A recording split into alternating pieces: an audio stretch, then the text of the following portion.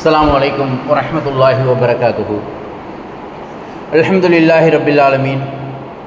வஸ்ஸலாத்து வஸ்ஸலாமு அலா சய்யிதினா முஹம்மதின் வ அலா ஆலிஹி வ ஸஹ்பிஹி அஜ்மஈன். வமா தௌஃபீகி இல்லா பில்லாஹ் லா ஹவ்ல வலா குவத இல்லா பில்லாஹில் அலியுல் அலீம். சுப்ஹானக லா இல்ம லனா இல்லா மா அல்லம்தனா இன்னகல் அன்தல் அலீமுல் ஹகீம்.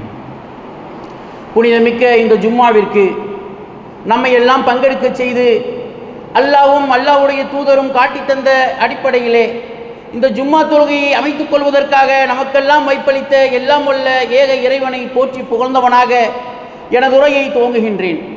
இந்த இஸ்லாமிய சன்மார்க்கம் 1400 ஆண்டு பாரம்பரிய மார்க்கம் என்று அனைவராலும் ஒப்புக்கொள்ளப்பட்ட ஒரு மார்க்கமாக திகழ்கின்றது.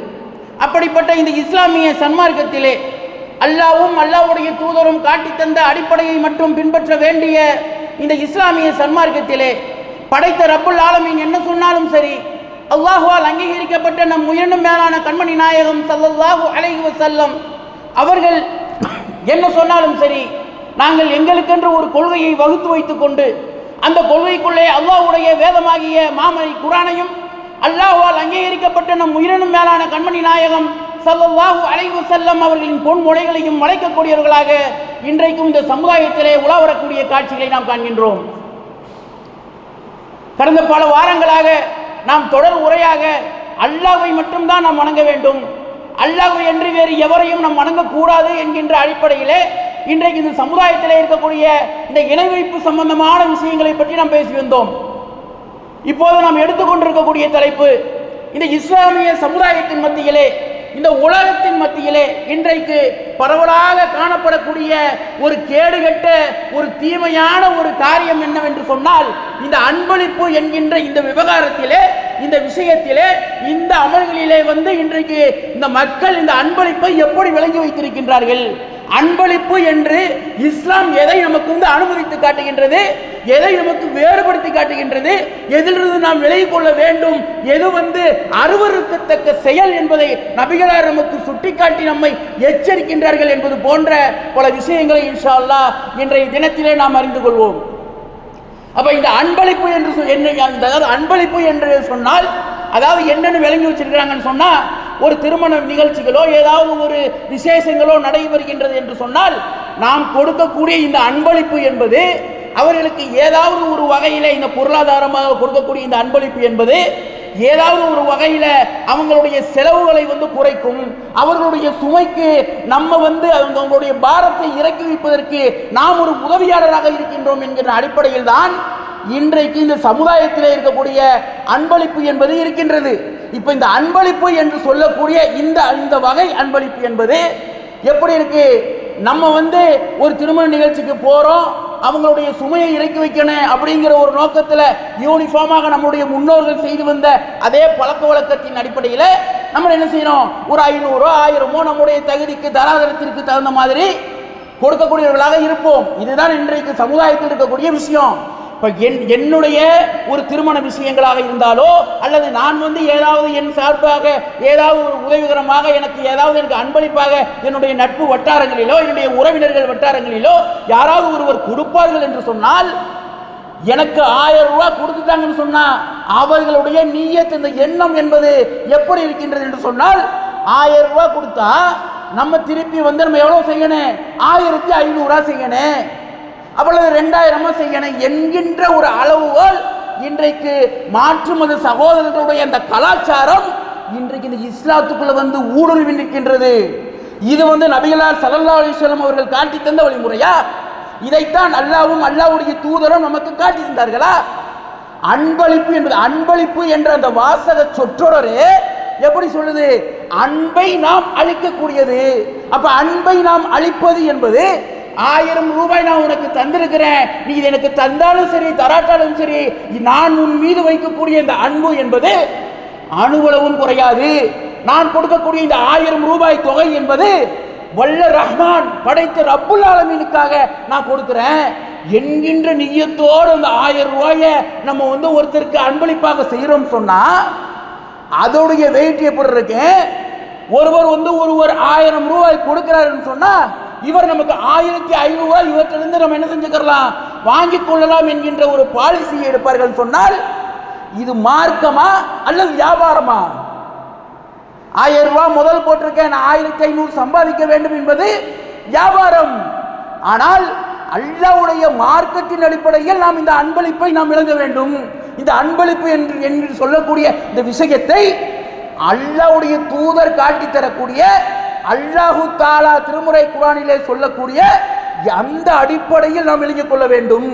அப்படி நாம் விளங்கிக் கொண்டால்தான் நாம் மறுமையில் வெற்றி அடைவதற்கான அந்த இலக்கை நாம் சரியான முறையிலே நாம் அடைய முடியும் என்பதை முதலாவதாக நாம் விளங்கிக் கொள்ள வேண்டும். அப்ப இன்றைக்கு சமுதாயத்திலே ஆடம்பரமாக திருமணம் நடக்கக்கூடிய எத்தனையோ திருமணங்கள் நடக்கின்றது. அதே போன்று அவர்களுடைய அந்த பத்திரிகைகளிலே முக்கியமான ஒரு சொற்றொடரை என்ன செய்வாங்க, அதில் போடுவாங்க. எப்படி போடுவாங்க? அன்பளிப்பை தவிர்க்கவும். அப்ப அன்பளிப்பு என்பது மார்க்கம் நமக்கு அனுமதிக்கக்கூடிய ஒரு செய்தி. மார்க்கம் நமக்கு அனுமதிக்குது. அன்பாக யாராவது ஒருத்தர் கொடுப்பாங்கன்னு சொன்னா அதை நாம் மறுக்க கூடாது, அதை நாம் தவிர்த்து விடக்கூடாது. அது அவர்களுடைய அன்பின் வெளிப்பாட்டால் நம்ம அவர்களுடைய அன்பை நம் மீது காட்ட வேண்டும் என்கின்ற காரணத்தினால் ஏதாவது ஒரு வகையில் எப்படியாவது என்னுடைய இந்த நண்பருக்கு, என்னுடைய இந்த உறவினருக்கு நான் ஏதாவது ஒரு வகையில் நான் இந்த அன்பளிப்பை செலுத்த வேண்டும், செய்ய வேண்டும் என்கின்ற அடிப்படையில் கொடுக்கக்கூடிய இந்த நிகழ்வுகளை கூட என்ன பண்றாங்க, பெரும்பாலான திருமணங்கள்ல நம்ம பார்த்தோம் சொன்னா என்ன பண்ணுவாங்க, பத்திரிகையிலேயே எழுதி, பத்திரிகையே மார்க்கத்தில் இல்லாத ஒரு விஷயம், அந்த பத்திரிகையிலே போட்டிருப்பாங்க. எப்படி போட்டிருப்பாங்க? அன்பளிப்பை தவிர்க்கவும். ஒருவர் அன்பின் வெளிப்பாட்டை காட்டுறாங்கன்னு சொன்னா நீங்க திருப்பி செய்ய வேண்டும் என்பது அவசியம் கிடையாது. ஆனால் இதை மறந்துவிட்ட சமுதாயமாக போன காரணத்தினால எங்கள்கிட்ட போதுமான அளவு எங்களுக்கு அல்லாஹ் தஆலா எங்களுக்கு பரக்கத் செஞ்சிருக்கிறான், அல்லாஹ் தஆலாவுடைய பரக்கத் எங்களுக்கு போதுமானதாக இருக்கின்றது என்கின்ற காரணத்தினால என்ன பண்றாங்க, இந்த அன்பளிப்பை தவிர்க்கக்கூடிய ஒரு சமுதாயமாக அல்லாஹ்வுடைய தூதர் காட்டி தந்த இந்த செயல்பாட்டை மறுக்கக்கூடிய ஒரு சமுதாயமாக இன்றைக்கு மாறிக்கிட்டு வர்றாங்க. இது மேலோட்டமாக பார்க்கும்போது இந்த அன்பளிப்பை தவிர்க்கவும் என்கின்ற இந்த வாசக அமைப்பு என்பது எங்கள்கிட்ட இருக்குது, நாங்க அடுத்தவங்களை கஷ்டப்படுத்தணும் நினைக்கிறாங்க. அன்பின் வெளிப்பாட்டால் கொடுக்க வேண்டும் என்கின்ற இந்த வாசகம் முற்றிலும் இருக்க வேண்டிய ஒரு வாசகம். அப்ப இந்த அன்பளிப்பை தவிர்க்கவும் என்ற வாசகமே இன்றைய காலகட்டத்தில் இருக்கக்கூடிய முஸ்லிம்கள் அவர்கள் பத்திரிகைகள் அடிப்பார்களோ அடிக்க மாட்டார்களோ, ஆனால் அவர்கள் இந்த வாசகத்தை முதலில் தூக்கி எறிய வேண்டும். தூக்கி எறிந்தால்தான் அல்லாஹ்வுடைய மார்க்கத்தை அல்லாஹ்வுடைய தூதர் காட்டி தந்த அடிப்படையில் நாம் பின்பற்றுகின்றோம் என்ற அடிப்படை என்ற அர்த்தம் நமக்கு வரும். அப்ப நீங்கள் ஒருவருக்கொருவர் அன்பளிப்பு செய்து நேசத்தை ஏற்படுத்திக் கொள்ளுங்கள். அபூ ஹுரைரா ரலியல்லாஹு அவங்க அறிவிக்கிறாங்க. இது அல் அதபுல் முஃப்ரத் 594வது செய்தியாக இடம்பெற்றிருக்கு. அப்ப நபி ஸல்லல்லாஹு அலைஹி வஸல்லம் செய்றாங்க, இந்த அன்பளிப்பை பற்றி சொல்லும்போது நீங்கள் உங்களுடைய நேசத்தை வெளிப்படுத்துங்கள்ங்கறாங்க. அப்ப நேசத்தை வெளிப்படுத்துவதற்கான ஒரு காரியமாக, ஒரு செயல்பாடாக இந்த செய்தி அமைந்திருக்கின்றது. அப்ப அன்பை நாம் வெளிப்படுத்துதல் என்பது ஒரு டீயை வாங்கி கொடுக்கிறோம் சொன்னா கூட அது கூட அன்பளிப்பு தான். ஒரு மிட்டாயை வாங்கி கொடுத்தா கூட அது கூட அன்பளிப்பு தான். அன்பளிப்பு என்று சொன்னால் 1000, 2000, 5000, 10000 இப்படி பொருளாதாரங்கள் பெரிய அளவில் இருந்தால்தான் அது அன்பளிப்பு என்ற அர்த்தம் கிடையாது. ₹1 ஒரு மனிதன் என்னால் என்ற ₹1 தான் இருக்கு, என்னுடைய அன்பின் வெளிப்பாட்டை நான் உனக்கு காட்ட வேண்டும், நீ எனக்கு எவ்வளவோ உதவி செஞ்சிருக்கிற, இந்த ஒரு மிட்டாய்ன்னு சொல்லி கொடுத்தா கூட அதை நாம் மறுத்துவிடக் கூடாது. அதை மறுத்துவிட்டோம் என்று சொன்னால் அல்லாஹ்வுடைய மார்க்கத்தை நாம் நிராகரிக்கின்றோம் என்ற அர்த்தம், அல்லாஹ்வுடைய தூதருக்கு நாம் மாறு செய்கின்றோம் என்ற அர்த்தம் என்பதை நாம் என்ன செஞ்சுக்கிறேனே நாம் விளங்கிக் கொள்ள வேண்டும்.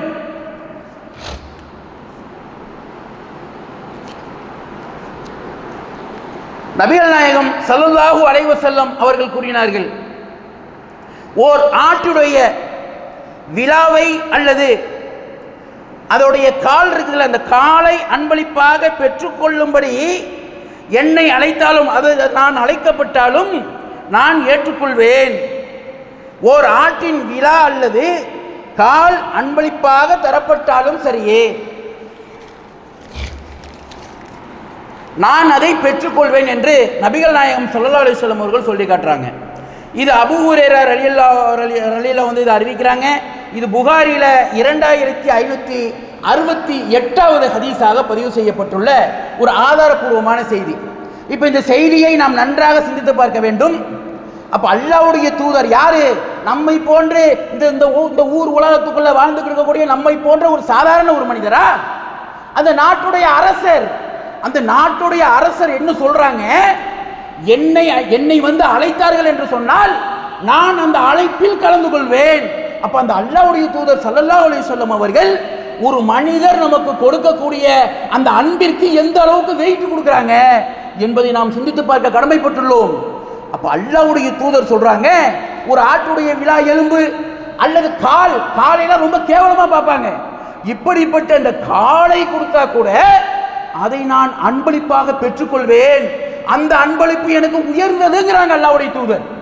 அல்லாஹ்வுடைய தூதர் வந்து ஒரு விஷயத்தை அனுமதிக்கின்றார்கள் என்று சொன்னால் அதனுடைய பெருமானம் பெருமதி என்பது மிக விலை உயர்ந்தது என்பதை நாம் முதலில் விளங்கிக் கொள்ள வேண்டும். அப்ப இந்த வசனத்தை இந்த ஹதீஸை நம்ம வந்து முதல்ல விளங்கி பார்க்கணும். அல்லாஹ்வுடைய தூதர் வந்து இந்த அளவிற்கு இதற்கு வந்து அனுமதி அளிக்கின்றார்கள், அதற்கு முன்னுரிமை கொடுக்கின்றார்கள், இதை ஒரு மார்க்கம் என்று நமக்கு அங்கீகரிக்கின்றார்கள் என்று சொன்னால் இது மார்க்கத்தில் அளவுகோலாக இருப்பதால், இது மார்க்கத்தின் ஒரு விஷயமாக இருப்பதால், இது மார்க்கத்தில் உட்பட்டதாக இருப்பதால் அல்லாஹ்வுடைய தூதர் இதை வந்து அனுமதிக்கிறாங்க என்பதை நாம் விளங்கி பார்க்க வேண்டும். ஒரு நாட்டுடைய அரசர் வந்து யாரோ ஒருத்தர் வந்து கால் எலும்பு கொண்டு வந்து கொடுப்பாரா, இதை அன்பளிப்பாக கொடுக்கிறதுக்காக அல்லாஹ்வுடைய தூதரை அழைக்கின்றார். அப்படி அழைக்கப்பட்ட அழைப்பாக இருந்தாலும் நான் ஒரு நாட்டுடைய அரசர், எனக்கு காலுடைய எலும்பா என்று பெருமை பேச மாட்டார்கள் நம்முடைய அல்லாஹ்வுடைய தூதர் ஸல்லல்லாஹு அலைஹி வஸல்லம் அவர்கள்.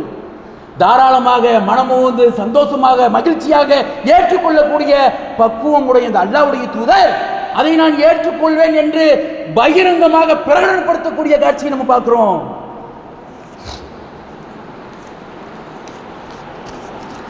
இறை நம்பிக்கை கொண்டோரே, அல்லாஹ்வின் மீதும் மறுமை நாள் மீதும் நம்பிக்கை கொள்ளாமல் மக்கள் பார்க்க வேண்டும் என்பதற்காக தன் செல்வத்தை செலவிடுபவனை போன்று சொல்லி காட்டியும் நோவினை செய்தும் உங்கள் தர்மங்களை வீணாக்கி விடாதீர்கள். இத்தகையவனுக்கு எடுத்துக்காட்டு மண் படிந்திருக்கும் ஒரு வழுக்கு பாறையின் தன்மையை போன்றது. அதில் பெருமழை பொழிந்து அதை பெரும் பாறையாக ஆக்கிவிட்டது. தாம் சம்பாதித்தவற்றிலிருந்து எந்த பலனையும் அவர்கள் அடைய மாட்டார்கள். இறை மறுப்பாளர்களின் கூட்டத்திற்கு அல்லாஹ் நேர் வழி காட்ட மாட்டான். இது திருமுறை குர்ஆன்ல 2வது அத்தியாயம் 264வது வசனத்தில் பதிவு செய்யப்பட்டுள்ள ஒரு செய்தி.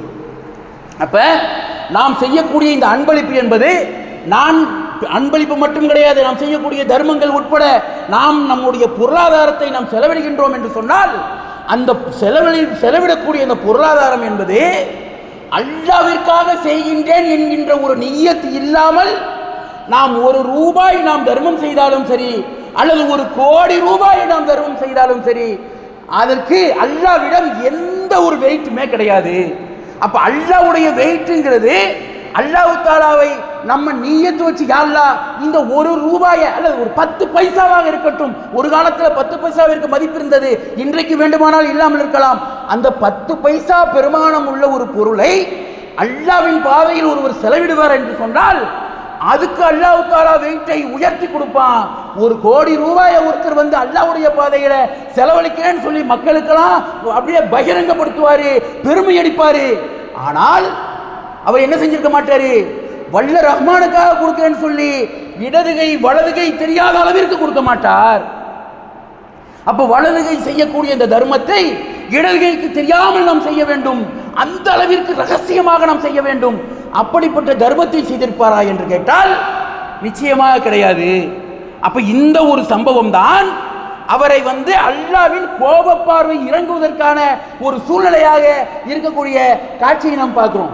அப்ப அல்லாஹ் தஆலா பொருந்தக்கூடிய விதத்தில் அல்லாஹ் தஆலா திருமறை குர்ஆனிலே நமக்கு எதை அனுமதித்திருக்கின்றானோ, அல்லாஹ்வுடைய தூதர் ஸல்லல்லாஹு அலைஹி வஸல்லம் அவர்கள் தங்களுடைய சொல் செயல் அங்கீகாரங்கள் மூலமாக எதை நமக்கு அனுமதித்து காட்டினார்களோ அது போன்ற விஷயங்களை நாம் மார்க்கமாக எடுத்தால்தான் நாம் மறுமையில் நாம் வெற்றி பெற முடியும் என்று கூறி இந்த ஜும்மாவின் முதல் உரையை நிறைவு செய்கின்றேன். வாஹித் தவானா அல்ஹம்துலில்லாஹி ரப்பில் ஆலமீன். அஸ்ஸலாமு அலைக்கும் வரஹ்மத்துல்லாஹி வபரகாத்துஹு.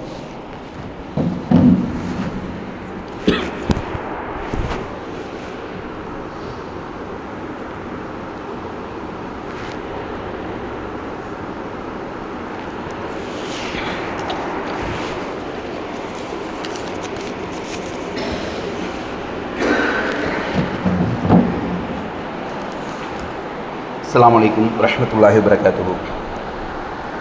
எல்லாம் உள்ள அல்லாஹ்வின் நல்லடியார்களே, அல்லாஹ் தஆலா காட்டி தந்த அடிப்படையில் தான் நம்முடைய வாழ்க்கை வழிமுறைகளை நாம் அமைத்துக் கொள்ள வேண்டும், நம்முடைய அமல்களை நாம் அமைத்துக் கொள்ள வேண்டும். அல்லாஹ்வுடைய தூதரோ காட்டி தராத எந்த ஒரு புதிய விஷயங்களையுமே நாம் பின்பற்றிவிடக்கூடாது என்பதிலே அல்லாஹ்வுடைய தூதர் ஸல்லல்லாஹு அலைஹி வஸல்லம் அவர்கள் எப்போதெல்லாம் உரையாற்றுவார்களோ இந்த செய்தியை சொல்லாமல் அவர்கள் உரையாற்றியது கிடையாது. அப்ப இந்த விஷயத்தை நாம் ஆள் மனதிலே நாம் பதிவு வைத்துக் கொள்ள வேண்டும். ஒரு செயல்பாடுகளை நாம் செய்கின்றோம் என்று சொன்னால் இதற்கு அல்லாஹ்வுடைய தூதர் காட்டி தந்திருக்கின்றார்களா என்று பார்க்காமல் நாம் எந்த ஒரு புதிய வழிமுறைகளையும் மார்க்கமாக நாம் எடுத்துக்கொள்ளக்கூடாது. உலக விஷயங்களை நாம் 1000 செய்திகளை நாம் செய்து விடுவோம். ஆனால் மார்க்கம் என்று வந்துவிட்டால் மார்க்க விவகாரத்திலே நாம் எந்த ஒரு விஷயத்தையும் நாம் எடுத்துக்கொள்வதற்கு நமக்கு அனுமதியே கிடையாது என்பதை எப்போதுமே நாம் ஆள் மனதிலே விளங்கி வைத்துக் கொள்ள வேண்டும். அப்ப அல்லாஹ்வுடைய தூதர் ஸல்லல்லாஹு அலைஹி வஸல்லம் அவர்கள் இந்த அன்பளிப்பை பற்றி சொல்லும் போது என்ன சொல்றாங்கன்னா, தன் அன்பளிப்பை திரும்ப பெற்றுக்கொண்டவன் அல்லது பெற்றுக்கொள்ளக்கூடிய நோக்கத்தில் கொடுக்கக்கூடியவன். 1000 ரூபாய் ஒருத்தருக்கு கொடுக்குறோம்னு சொன்னா இந்த 1000 ரூபாய் அவருக்கு எப்படியாவது நாம் திருப்பி வாங்கினேன், நமக்கு எத்தனை புள்ள இருக்குது, இந்த புள்ளைக்கு இவர் செய்வாரா செய்ய மாட்டாரா என்று பார்த்து கொடுத்தாருன்னு சொன்னா அந்த அன்பளிப்பிற்கு ஒரு வெயிட்டுமே கிடையாது. அப்ப திரும்ப பெற்றுக்கொள்பவன் தன் வாந்தியை தான் எடுக்கக்கூடிய அந்த வாந்தியை தானே திரும்ப உட்கொள்ளக்கூடியவனை போன்றவன், திரும்ப தின்கின்ற நாயை போன்றவன். இதை விட கேடுகட்ட வார்த்தையை நபிகளார் பயன்படுத்த முடியுமா? அப்படி அசிங்கப்படுத்துறாங்க. அன்பளிப்பை பெற வேண்டும் என்கின்ற நோக்கத்திலேயே ஒரு மனிதருக்கு, நம்முடைய உறவினருக்கு, நம்முடைய நண்பருக்கு நாம் கொடுப்போம் என்று சொன்னால் அது நாய் சாப்பிட்டதை துப்பிட்டு திருப்பி உட்கொண்டதற்கு சமம். அல்லாஹ்வுடைய தூதர் இந்த வாசக அமைப்பை எந்த அளவிற்கு பயன்படுத்தி இருக்கின்றார்கள் என்று பார்க்க வேண்டும். அல்லாஹ்வுடைய தூதர் எவ்வளவோ மென்மையானவர்கள். அப்படிப்பட்ட மென்மையான குணம் கொண்ட அல்லாஹ்வுடைய தூதர் ஸல்லல்லாஹு அலைஹி வஸல்லம் அவர்கள், மன்னிக்கக்கூடிய குணம் கொண்ட ஸல்லல்லாஹு அலைஹி வஸல்லம் அவர்கள் இந்த இடத்துல நாயை மனிதனுக்கு ஒப்பாக ஆக்குறாங்கன்னு சொன்னா இது சர்வ சாதாரணமாக கடந்து செல்லக்கூடிய ஒரு விஷயம் கிடையாது. அப்ப நாயை இதற்கு உவமையாக காட்டுறாங்கன்னு சொன்னா இந்த விஷயத்திலே நாம் கண்ணும் கருத்துமாக இருக்க வேண்டும், மிகவும் படிப்பினையோடு நாம் செயல்பட வேண்டும். அல்லாஹ்வுடைய தூதரை பற்றி பிடிக்கக்கூடிய விஷயத்திலே நாம் சரியான முறையில் இந்த செய்தியை நாம் அணுக வேண்டும். அப்ப நாயை ஊமையாக ஆக்கக்கூடிய அளவிற்கு இந்த செய்தி அவ்வளவு இந்த விஷயம் அந்த அளவிற்கு கேடுகட்ட விஷயமா? கேடுகட்ட விஷயம்தான் என்று அல்லாஹ்வுடைய தூதர் பார்க்கிறாங்க. எந்த அல்லாஹ்வுடைய தூதர் பார்க்கிறாங்க? நாம் உயிரை விட மேலாக மதிக்க வேண்டும் என்று சொல்கின்றோமே, சும்மா வாயளவுல சொல்லிக்கிட்டு இருக்கிறோமே. அப்படிப்பட்ட அல்லாஹ்வுடைய தூதர் ஸல்லல்லாஹு அலைஹி வஸல்லம் அவர்கள் சொல்றாங்க, நாய் சாப்பிட்டதை வாமிட் பண்ணுது, திருப்பி அதை எடுத்து திரும்பவும் சாப்பிட்டுக்கிறது. இதுக்கு ஒப்பானவன் தான் இந்த தான் கொடுத்த அன்பளிப்பை திரும்ப பெற வேண்டும் என்று நினைக்கக்கூடியவன். அப்ப அல்லாஹ்வுடைய தூதரும் காட்டி தந்த அந்த மார்க்கம் எளிமையான மார்க்கமாக இருக்கின்றது. அந்த சத்திய மார்க்கம் அல்லாஹ்வுடைய தூதரால் அழகாக நமக்கு கையில் கிடைச்சிருக்குது.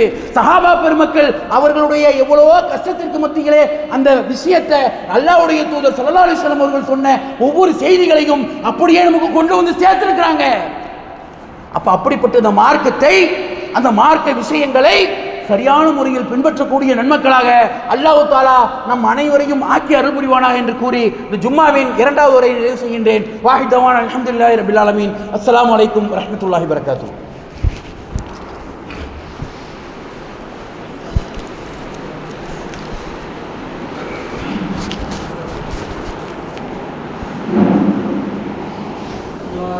ربنا